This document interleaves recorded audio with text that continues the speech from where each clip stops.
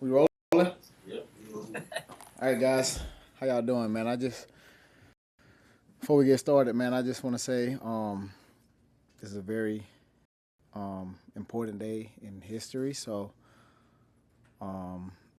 just want to say to the fallen soldiers, to everybody who was a part of that 9/11. My prayers are with you and your family always. To the police officers, to the firefighters across the world, we thank you. And yeah, man, that's really it. So, Tyreek, I asked Mike McDaniel at the owners' meetings whether he had talked to you about some of your off-field incidents. He said, yes, Tyreek has been very transparent. We've had clear communication. right. And I asked him today about that, and he said Tyreek has grown in a lot of ways since he's been here. In what ways do you think that you've grown since you've been here? I tell you what, man. I was talking to my mom and my wife last night.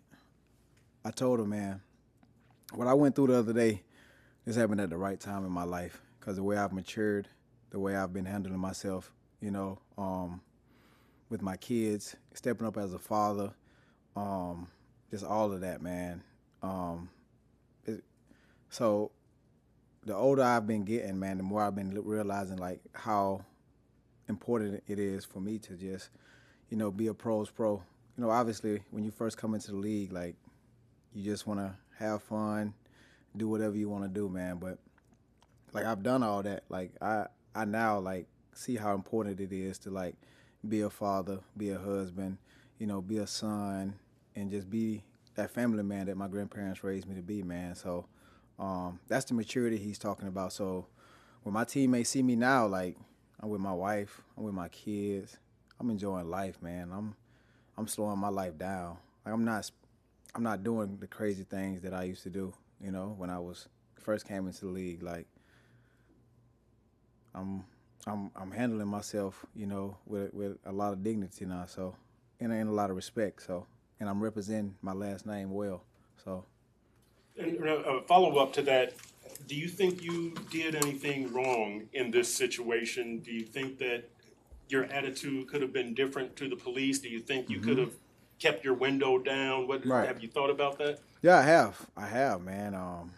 Everything, like my whole life is all about accountability. Like how can I get better, So right now, I have family members who are cops.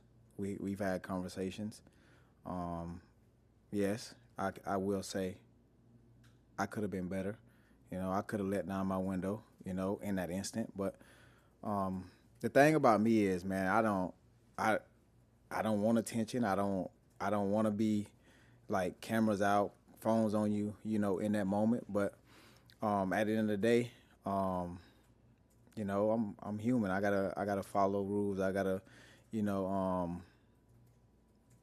do what everyone else would do. So now, does that give them the right to literally beat the dog out of me? Absolutely not. But at the end of the day, I wish I could go back and do things a bit differently. Tyreek, when I spoke with Coach McDaniel, he said that when he first saw the video, he wasn't shocked by it. In fact, it saddened him. When you first saw the video, what were the emotions that came over you? I'm unfazed, man.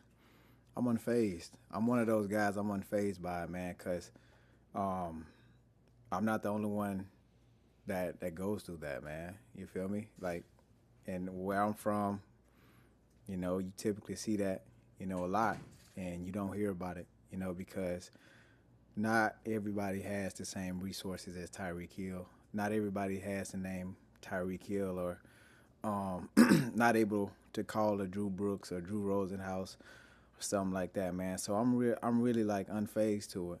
You feel me? So that's why I was able to go out and play the way I did, because I'm numb to it. It's kind of expected. So then, just to follow up, you said that you would have handled yourself a little bit differently. For other people out there seeing that video, is there a message that you may have for them about how to handle themselves in a similar situation? I don't have a message for them yet, but I'm sure I will. So ask me that question again next week sometime. So I'm pretty sure I will. Cause right now I'm in the process of, you know, putting together a good plan, so that way I can work with those guys.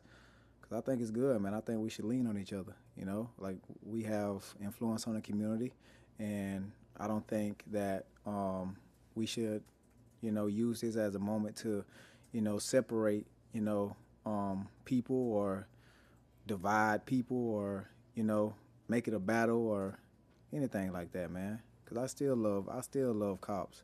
You know, I want to be a cop. I've been standing on the table for the cops, man. But at the end of the day,